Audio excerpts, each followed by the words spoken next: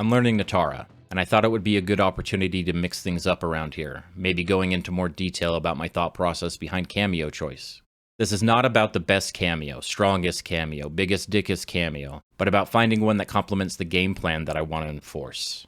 I don't mind sacrificing damage for utility if I think that the fun factor can counterbalance the potential damage loss. And what is that game plan? Well, before that, what's so appealing about Nitara in the first place? The recent buffs helped, sure. The buffs themselves, plus the side effect of them putting her name in everyone's mouth, and got me thinking about the character again. And not just the Ferris stuff. Troublemaker! Her kit in general, left unexplored because watching people play Nitara like an anime character, air dashing like if they reach 100 per round then they win a small bottle of hand sanitizer from that guy back in March 2020 that drove a moving truck or something up the East Coast and bought all the hand sanitizer so he could resell it for a profit. Anyway, this kind of created a narrative in my head that I wasn't going to be good at that, so why even bother, reinforcing my reluctance to try her at all. What's especially appealing to me is blood sacrifice. This is not an original train of thought with this character, but I'm a Scarlet main, so how can I not lean into it a little bit? The idea of centering a game plan around health return is appealing, and I'm honestly a little mad I didn't try it earlier. We've seen how easy it is to set up blood sacrifice, but you have to open them up again. I want it guaranteed because I'm a greedy bastard. Not the strongest game plan, but a plan nonetheless, I think. And it sounds fun. My overall mindset with Nitara is not to think of her as a character that starts with a health deficit, but one that has a health cap of 900.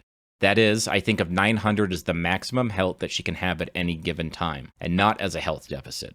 Then 900 isn't so bad, and I'm thinking more in terms of effective health than health cap. Landing even one back forward 2 while blood sacrifice is active raises her effective health pool to 940, assuming she had at least 5 health to live through the sacrifice, and 860 health or less, otherwise the overhealing doesn't contribute obviously. That turns to 980 if it happens twice, and way more if the EX version is used since it has a proximity life drain. She already gets guaranteed blood sacrifice setups, but like I already said, that requires you to open up the opponent again, and before the buff expires. I prefer to guarantee a blood sacrifice mid-combo so that I can heal reliably and consistently. Once I have more experience with Nitara and a better idea of her strengths, weaknesses, and how those fit into my personal preferences, I'll revisit the Kameo synergy sheet from the How to Pick a Kameo video, but for now I'm going to freeform a little bit while I settle in. I feel like I haven't even scratched the surface, but these are the cameos that stand out to me initially, and they're cameos that I already like in general. I'll meet this very basic prerequisite, and bonus points for anything else they may add to the arsenal. Close backbreaker after 1-2-1-2 gives enough time for a raw sacrifice before continuing the combo. Jax also provides an extra 100 health, which speaks for itself, and a reliable way for Nitara to bail out of 1-2-1-2 on block by canceling the down cameo before the last hit, leaving her at +7. Ground pound setups also exist, I'm sure.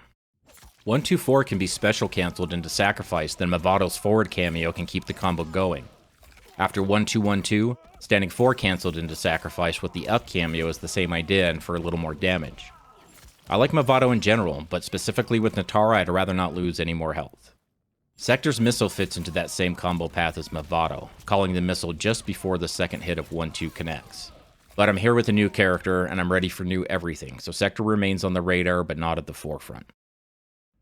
The hit advantage after a freeze is an obvious answer, and Sub-Zero also gives 50 health, along with the projectile immunity ambush, which could come in handy, but I have a different Cryomancer in mind. Frost is who I've been playing so far, so I have more experience with her than others. Despite that, I still feel like I saved the best for last. Again, only my opinion and only in the context of this game plan. Ice Carpet gives enough hit advantage to blood sacrifice and still combo, even from full screen thanks to Nitara's forward 4. Frost comes with other perks too. Ice Crash is too slow to use after forward 1, but it's a decent cancel after a back 4 or 1-2-1-2, leaving her at +4 on block at back 2 range or +45 on hit, enough for a blood sacrifice. The range is also quite good, about the same as back 2. And she also has this new Ice Wall ambush. I'm not sure of its full depth yet, but what I know so far is that it gives Nitara an easy side switch combo on command. It's a good tool to have in your back pocket if you end up cornering yourself, or after a hit confirm when you're legitimately cornered. This Sub-Zero B&B does 343 damage. Nitara is cornered, and Sub has a nice life lead. If he overcommits, Ice Carpet, into Blood Sacrifice, into 1-2-1-2, bring out the Ice Wall, side switch midair, and end with the back forward 2 for the health.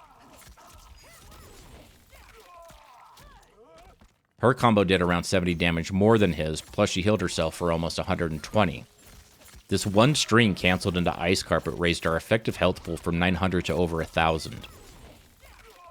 You could also save the bar, or spend an additional bar to extend further and set up another sacrifice.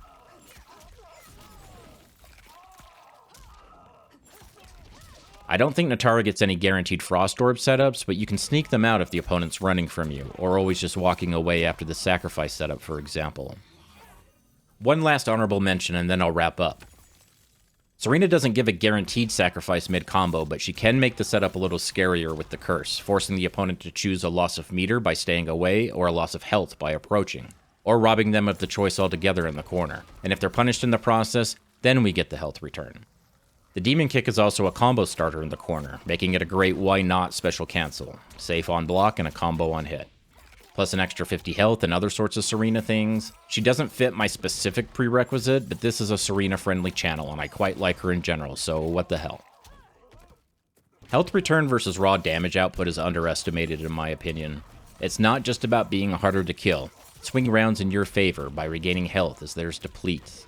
And be relentless about it. Don't stop after obtaining a life lead. Rinse and repeat to keep the health differential as Grand Canyon sized as possible and always in your favor. I'm interested in hearing from you Nitara mains out there. She's brand new to me, and I know Nitara Frost is and has been a thing. Feel free to share your tech, roast mine, or whatever. I just want to learn things. And thanks for watching.